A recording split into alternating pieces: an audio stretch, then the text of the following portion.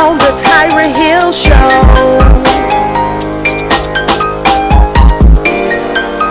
Let's talk about it, Tyra Hill Show. Hello, and welcome to the Tyra Hill Show. I am your leading lady, Tyra Hill, and today's conversation is mass incarceration. Listen, in the 90s, the crack pandemic hit our black communities, our black and brown communities, like never before. Our uncles, fathers, mothers, grandparents, all were incarcerated. But now, in 2022, since there is an opioid pandemic, now they're considering it a health crisis. So in the 90s, it was criminal. But in the 2020s, it's a health crisis. Today, I have the dope opportunity to sit down and talk with a king who is near and dear to my heart, who has walked that journey of incarceration. He goes by the name of Anthony Bone Hartwell, and in 1999, he was sentenced to life in prison. So today, we're talking about it, and I get to have a conversation, finally, because you're home. Welcome home. Thank you. Thank you for coming to chop it up with me. Thank you for having me on your show. Listen, it's so much, and I know that you see the mass incarceration that has really tripled over the years. Like in the 90s, we knew that it was a war on drugs. But in the 2020s, I feel like it's a war between keeping our sons and our daughters away from the prison pipeline. In 1999, let's go back to that year for you. What happened? How did you get sentenced to life? Walk us through it. Well, actually, at the beginning, it was really just was a traffic stop. Mm-hmm. And they found the weapon. And from there, they turned it to a conspiracy to sell drugs. And, it was never no investigation. I wasn't being investigated for drugs. It wasn't none sold, confiscated, no wiretaps, no nothing. It just so happened we got stopped. Me and my cousin got stopped in the car and leaving somebody's house, and they arrested us. And next thing you know, they was saying we was involved in a drug conspiracy. And so from there, you went through being indicted federally. Yes. Feds picked up the case, and then they brought in. Of course, they brought in some guys that we didn't know nothing about. Okay. We never seen two of them. We never seen one of them. They planted inside the cell with us to try to get information. But instantly, we knew that he was an informant, so we never talked to him, and he ended up still coming testifying against us at trial. Because we did go to trial. So let's just stop for a minute. So you get pulled over for a traffic stop. They find a weapon in the car. From there, the feds pick it up. They charge you with conspiracy to distribute. Yes. Okay. And were there minimum in federal? Are there minimum sentencing guidelines? Because how did they get you to life? Well, it was all based off the testimony. Okay. They called it. The testimony was proof enough back then to run your points up under guidelines. Okay. Based off the drug amount. Okay. And I want to just say this: it wasn't a valid traffic stop. They stopped me for a parking violation that occurred 5 miles away from where we was at. They just pulled us over. So I wanted to get that clear because it wasn't a legitimate traffic stop. So they used probable cause to just say they pulled you over and they said, okay, since we pulled you over, we're going to search the car. Right. They said, they said I was illegally parked with the house I left. Okay. Because they was watching that house. So they said I was illegally parked. Okay. And they followed me and then they stopped me. Okay. So that's how that happened. Your question? What was your question again? My question was, how with that illegal traffic stop, Oh. and then the feds picking it up, how did they get you to life? Like, they charge you with distribution, Right. right? But is that a life sentence? Like, No. Without any drugs being confiscated. right. Like I said, they went over the testimony of the informants that they used against us. That I can't even call them informants because we was never involved in any criminal activity with them. The distributing of drugs, we was never involved with that. So I can't call them informants. They just, the feds would just, you can just tell them anything. Back then, you could just, I know this guy. Let me Just to get out of trouble because you done got caught up in some mess. Right. So if they don't do that, they will recruit their own people and just give them a script. And that's what they did. They gave these guys a script to read against me and my cousin, and they put us in front of an all-white jury. And not a jury of your peers. Not a jury of our peers. Okay, so let's just stop right there, because that's one of the big things that we're seeing within the African American community. So technically and legally, you're supposed to receive a jury of your peers. That's correct. Right? And so what happens when our black and brown people go in front of jurors who don't look like us, who have no mindset of what it is to live in an urban community or even our trauma, right? Right. And I always say this because I live in the burbs now, but I grew up in the hood. And so growing up in the hood, you experience things. Gunshots, violence, drug abuse, alcoholism, molestation. Not that white people don't experience it, right, but our trauma hits harder because we've been through more than any other culture. Trauma-wise, emotional-wise. From slavery, on down to mass incarceration, on down to crack coming into our communities and our parents being locked up for it. Now when Becky's parents get addicted to opioids, she gets to go to rehab.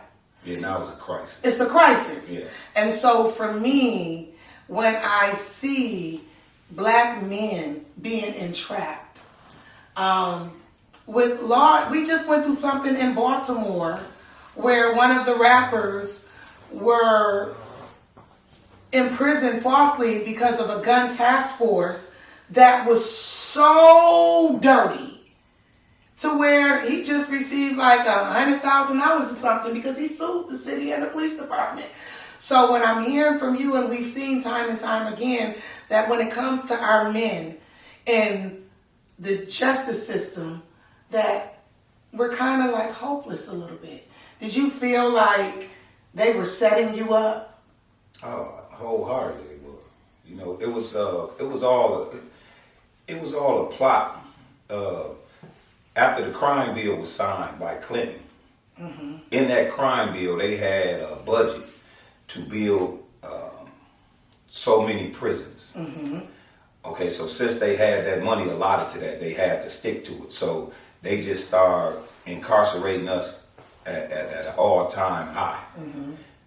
Black Americans are incarcerated in state prisons across this country nearly 5 times the rate of whites, and Latinos are 1.3 times more likely to be incarcerated than whites.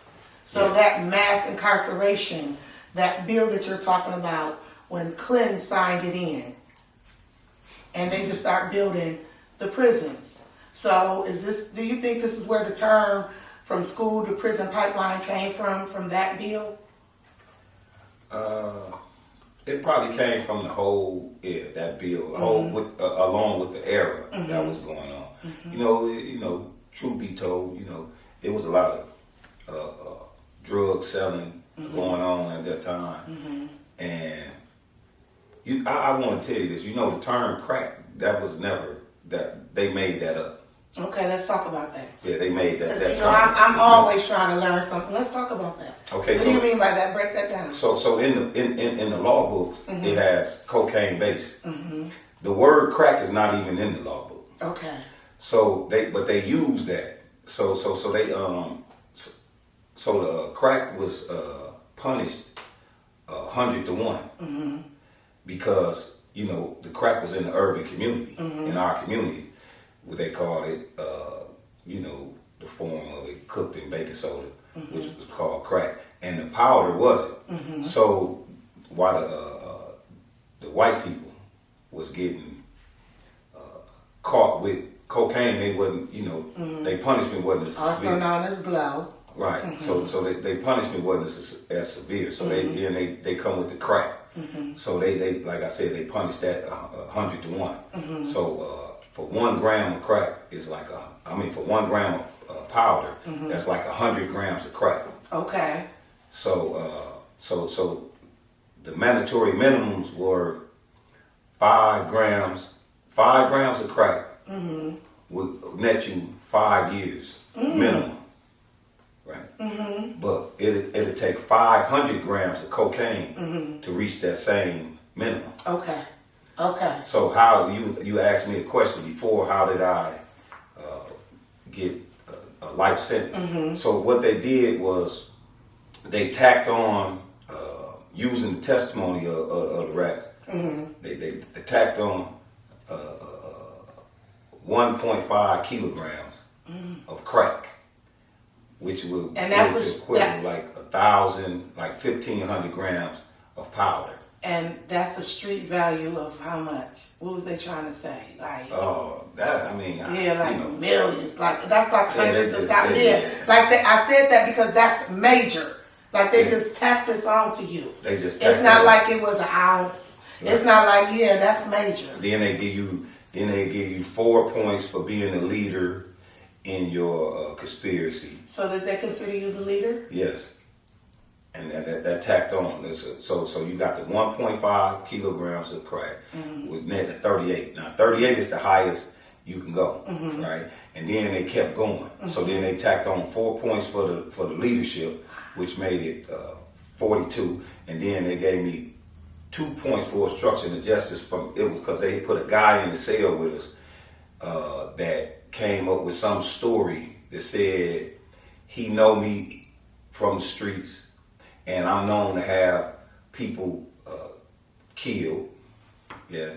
And he overheard me on the prison phone that as soon as you pick it up, say this phone is recorded. Say that I wanted to pay somebody, that I was talking to somebody. I was trying to pay somebody to come and assassinate the U.S. attorney. And he said he wrote a letter. He wrote a letter to the judge, to the judge to say these things about me.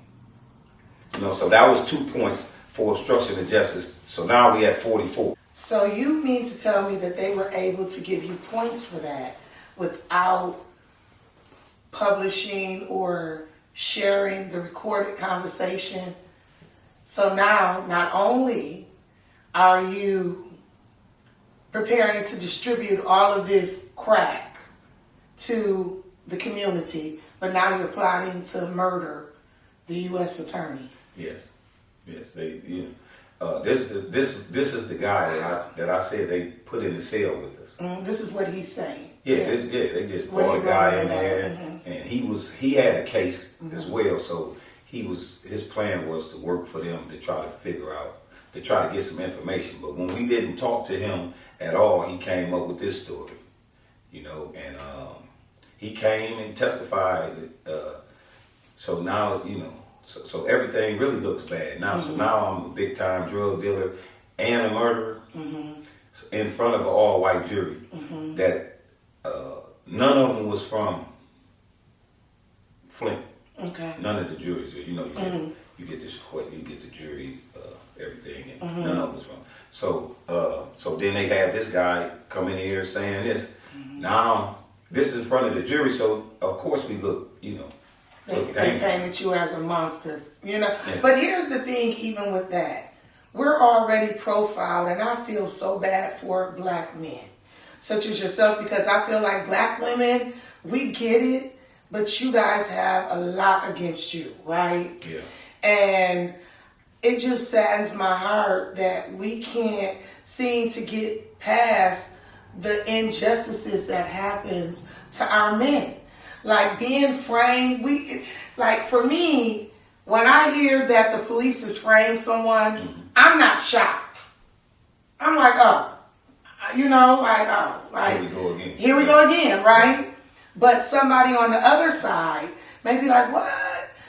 This is our truth. These are things that we've lived through. So having you grow through this, because I feel like we grow through things. I know it had to be hard for you. How was your time incarcerated? Like mentally, emotionally, when the judge told you, when the jurors came back and found you guilty, what were your thoughts? Because in your mind, you're saying, they set me up. Right. They gotta find me, not guilty. And then that's where it gets tricky, because when you look at the Lady Justice, it's a scale. And sometimes the scale doesn't balance.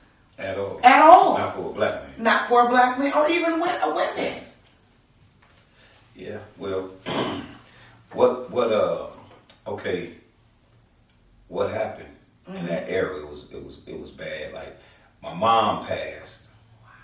I'm sorry to hear that. And then 10 days after that, that's when he sentenced me to life.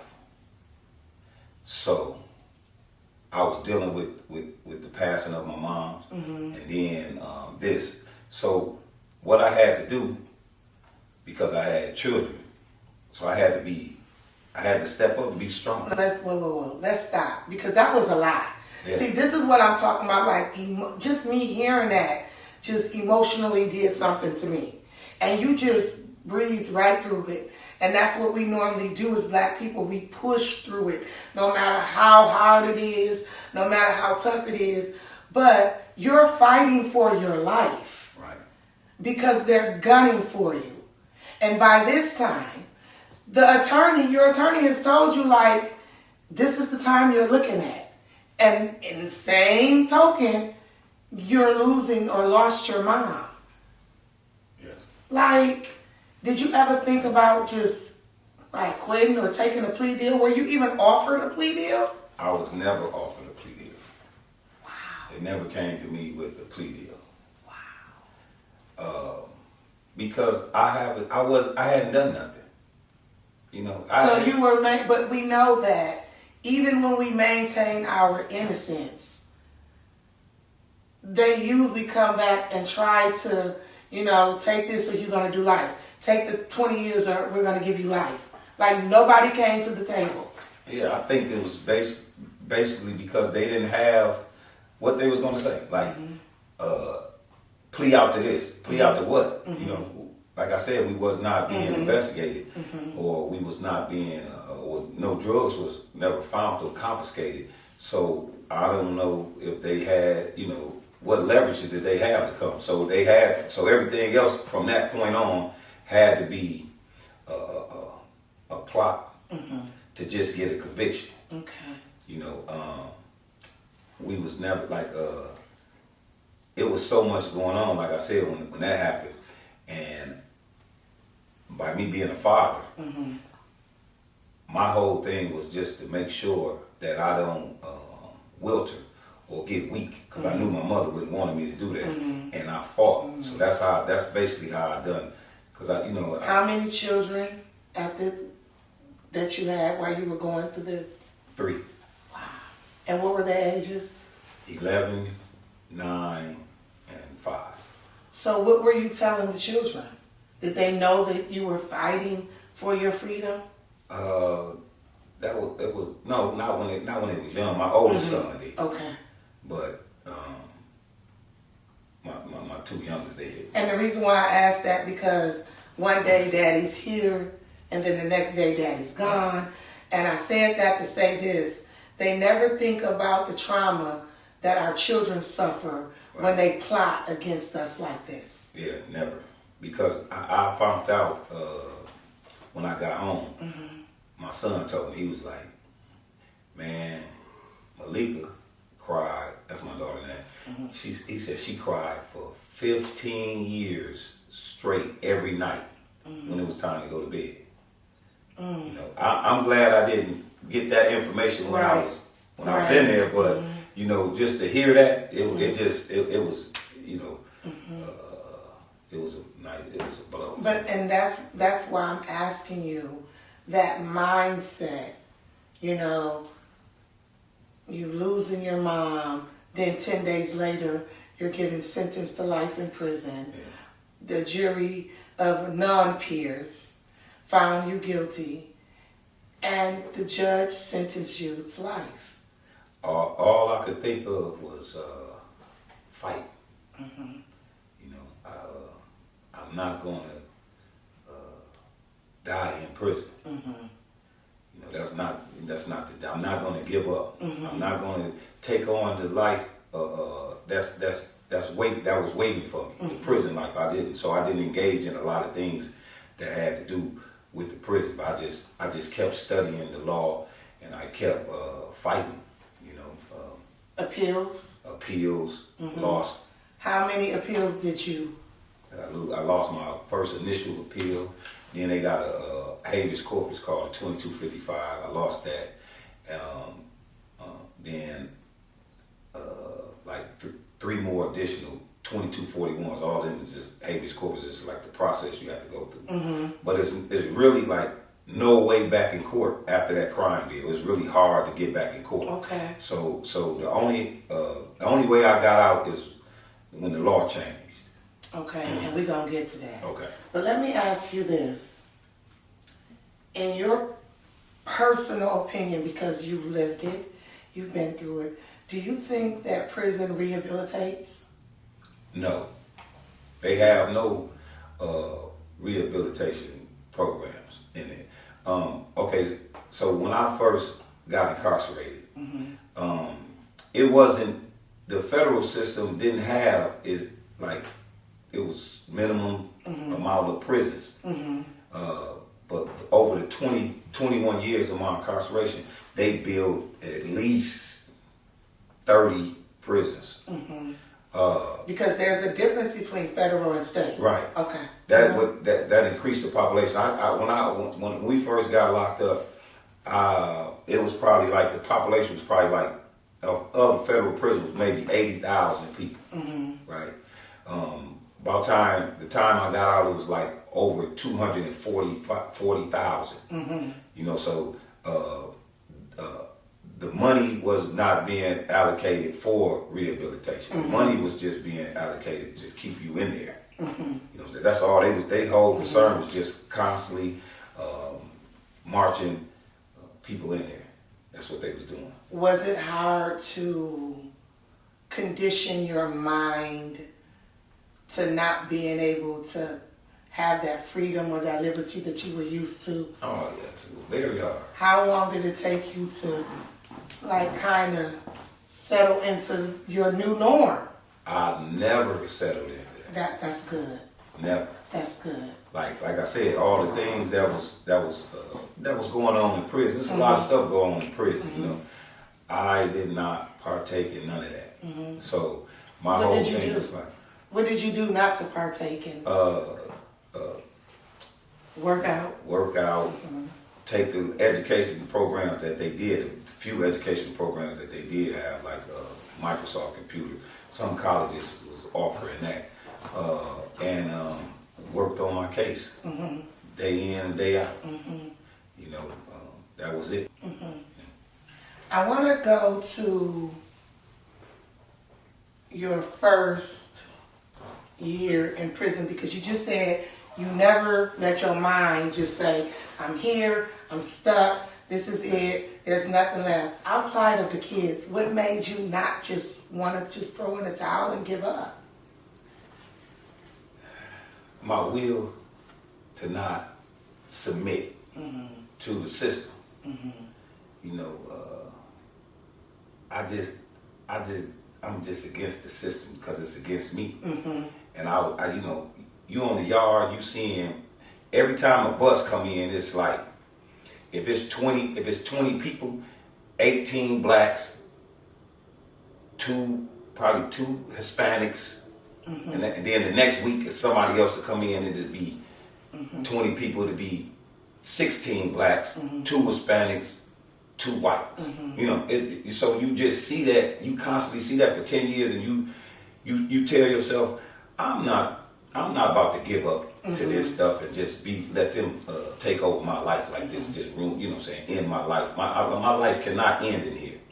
So that just kept me just going stronger and stronger every day.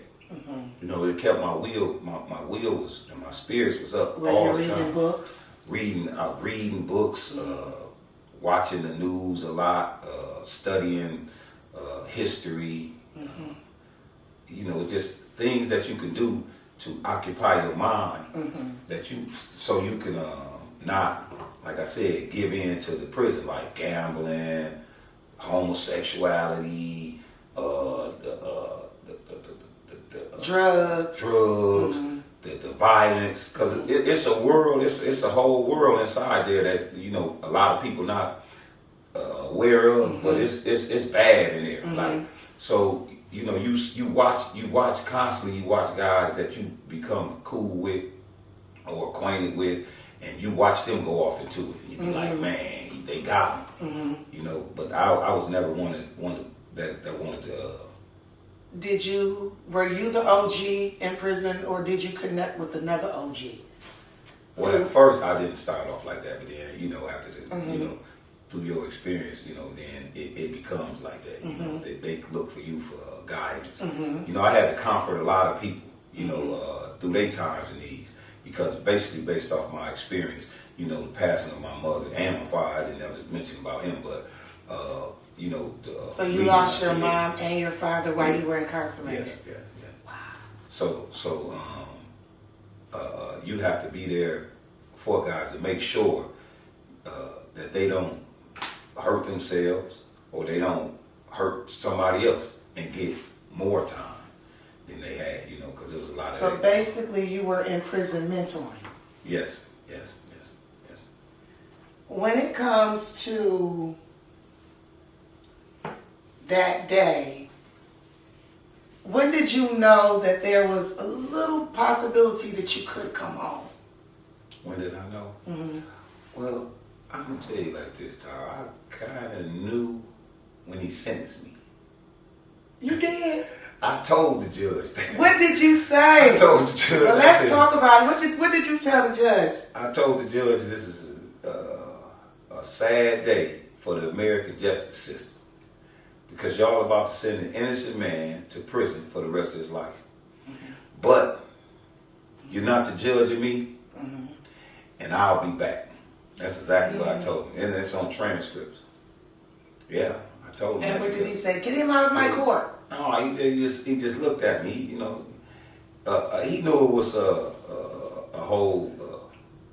Yeah, that they railroad you. Yeah. Is there anything different that you would have done differently, like your attorneys? Like, do you feel like you wasn't represented, that, or no matter what your attorneys did, that the jurors of your non-peers were going to find you guilty? Well, the attorney didn't do a real good job, but the case was so weak, like it was really nothing to investigate. So basically, you just had to go along with what was going on. Well, that's what conspiracy is, especially when there's federal. It's hearsay. Yeah. There is never really any evidence to be presented. Right. And so, but that outside of you telling the judge, because I know you told the judge that. Yeah. Outside of you telling the judge that, when you got the little inkling that you were possibly coming home, what were your thoughts? When I was possibly coming home? Yeah.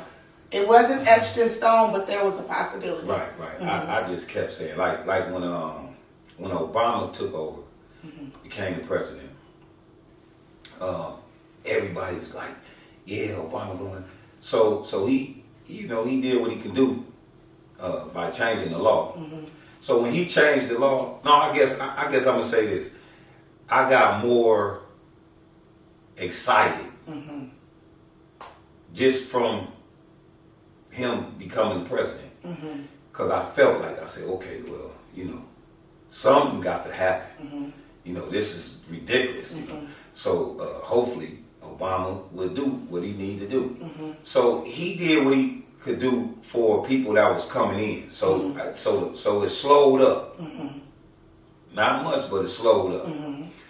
And then the Trump administration made his law retroactive. You know, if Obama would have made the law retroactive when he passed it, I would have been home 10 years ago. Well, probably 12 years ago. But I had to wait. So which administration did you come home up under? Under Trump. Did you? Yeah. You know, I just thought it was the Obama's administration. He changed the law, but he did, like I said, He didn't retroact. Okay. Okay, that's good to know. But let me ask you, because I just couldn't imagine spending 21 years in prison. 21 years. I don't want to do the days, months, and hours. So Listen. But I do know that, you know what I'm saying? But I ain't gonna do that. Listen, yeah.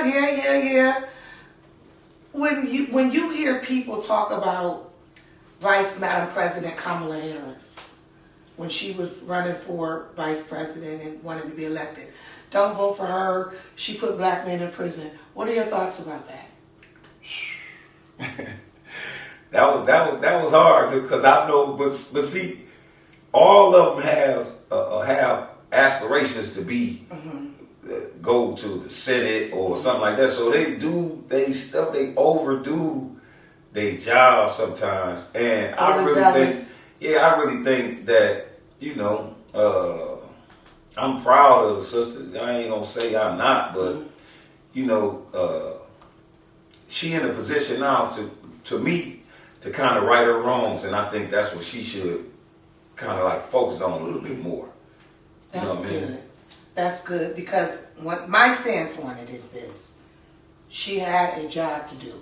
She had a job. She wasn't a defense attorney; she was a prosecuting attorney. Right. And as a prosecuting attorney, you have to prosecute those who break the law.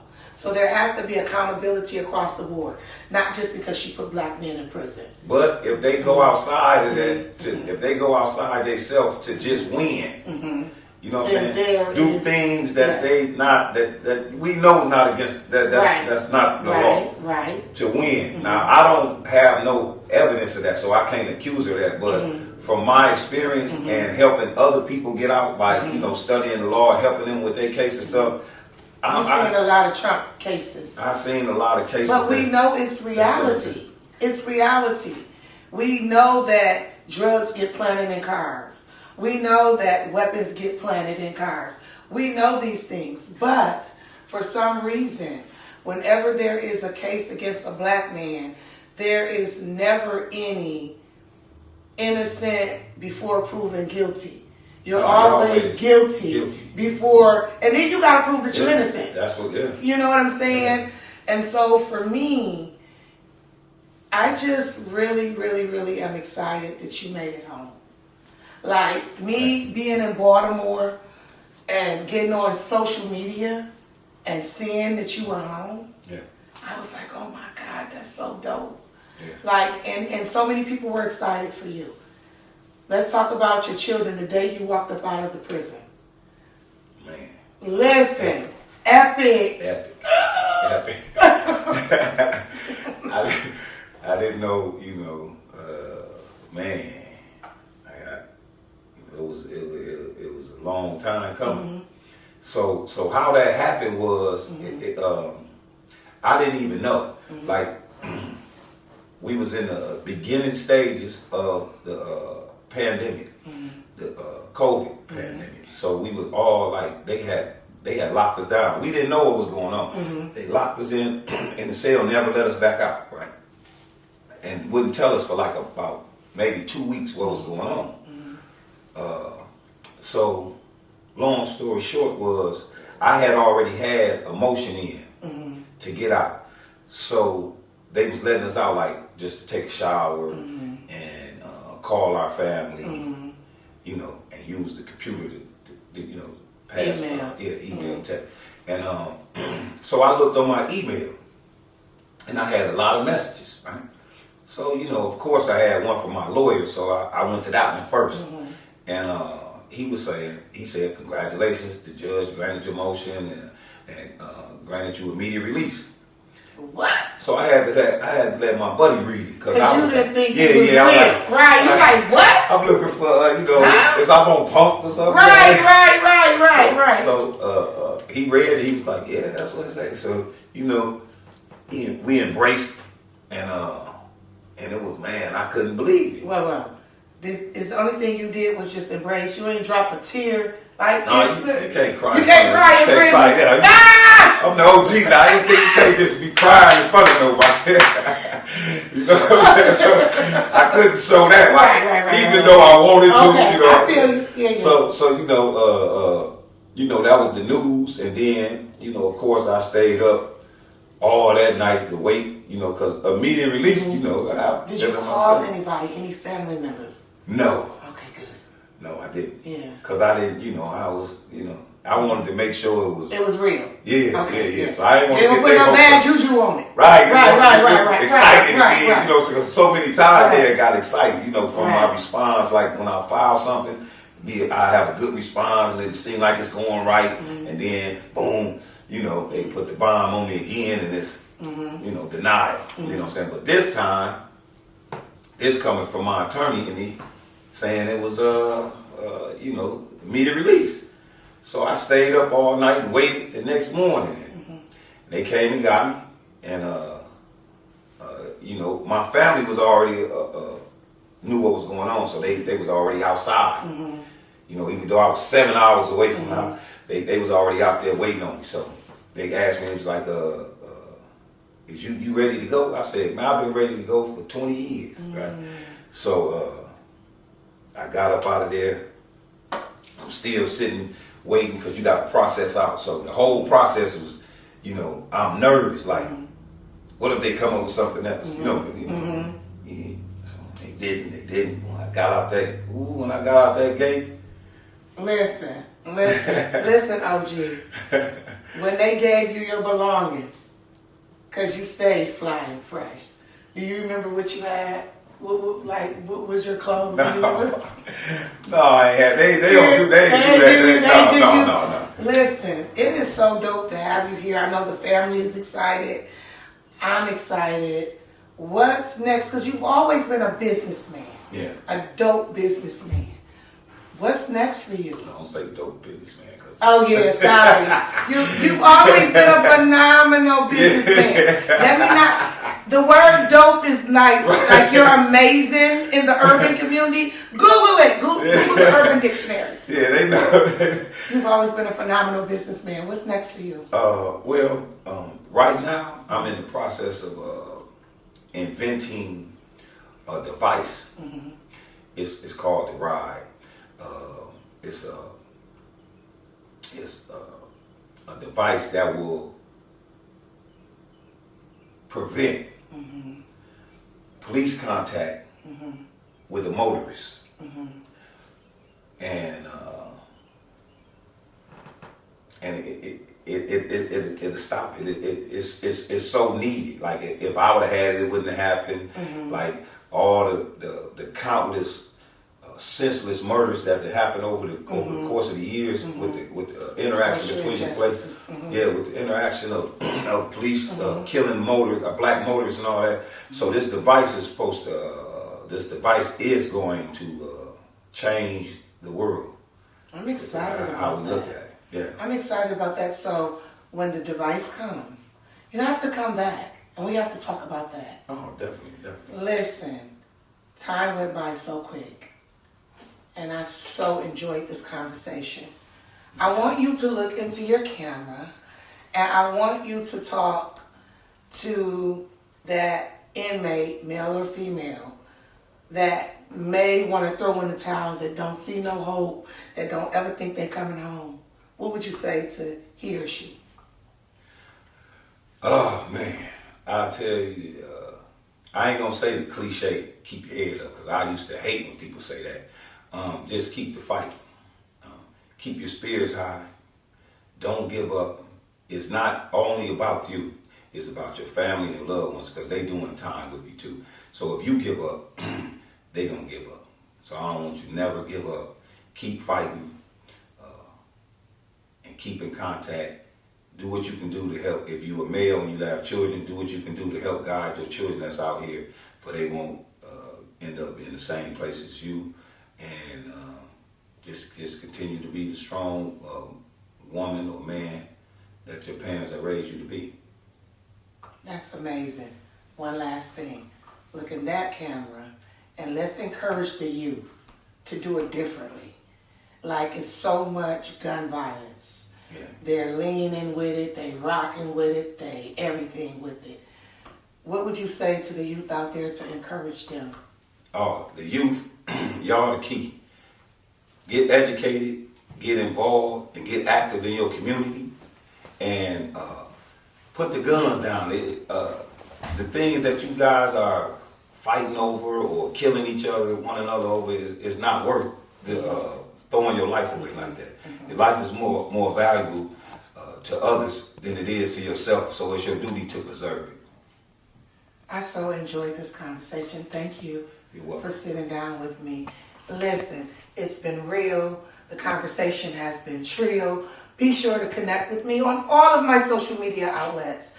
It's The Tyree Hill Show on IG, Facebook, LinkedIn, and check out my amazing website. I'm scared to say the word dope because you know that's my word. Yeah. I say dope for everything. Ooh, that's dope. Check out my dope website. Listen, www.thetyrehillshot.com. Whatever you do, stay up, stay blessed, and we out. Hey. Hey.